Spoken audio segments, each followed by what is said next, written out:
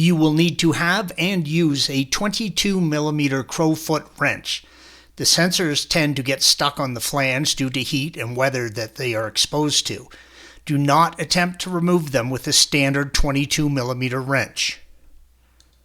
There is a fair number of things that need to be removed to replace the O2 sensors.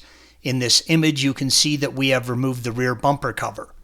The O2 sensor connections are located under the taillight housings and behind the charged air Y-pipe, red arrows. While people say you can replace them without removing anything else, I would not even try, especially if you live in a four-season climate. The sensors tend to get stuck to the exhaust and you will want as much room as possible to remove them without stripping them. On the left side, blue arrow, we have removed the wing, Y-pipe, but left the intercooler housing attached. On the right side, we have removed the intercooler housing. I would highly recommend removing the housing. If you choose to do this, please follow the link provided at the end of this video for additional assistance with that task. With the intercooler housing in place, you can still access the electrical connections, blue and red arrows, by pulling the hose back. Both sensor connections are located under the taillight housings. We are showing the right side, the left is similar. The connections are color-coded and different. You cannot mix them up. If you are concerned, replace one sensor at a time.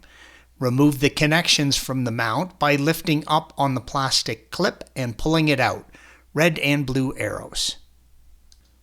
Press in on the tab and separate the electrical connection for the sensor you are replacing.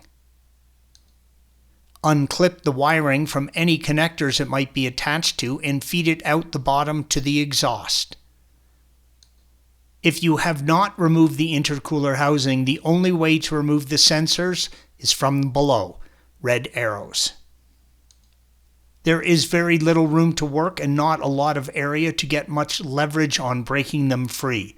You absolutely do not want to strip these trying to break them loose, which is why I recommend removing the intercooler housing. With the housing removed, use a 14mm socket and remove the 3 fasteners holding the heat shield in place, red arrows. You now have easy access to the sensors, red arrows, and lots of room to get leverage on and break them free. Make sure to have the wiring free, red arrow, for the sensor you are removing. It will need to spin with the sensor as it unscrews and be able to rotate when you install the new one. Use the 22mm Crowfoot wrench to remove the sensor. You may have to spray some penetrating oil on them and let it sit for a while to help get them to release their hold on the exhaust, red arrow. Check for the signs of the health of your engine. Any signs of oil or wetness is not good, blue arrow. This sensor looks fine. When installing the new sensor, you may have a small amount of anti-seize on the threads, red arrow. Do not get this or anything on the end of the sensor when installing. Use the same routing for each sensor that you removed when reinstalling. Installation is the reverse of removal.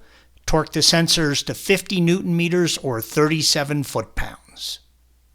Thanks for watching. Be sure to subscribe to our channel and check out another video in this series.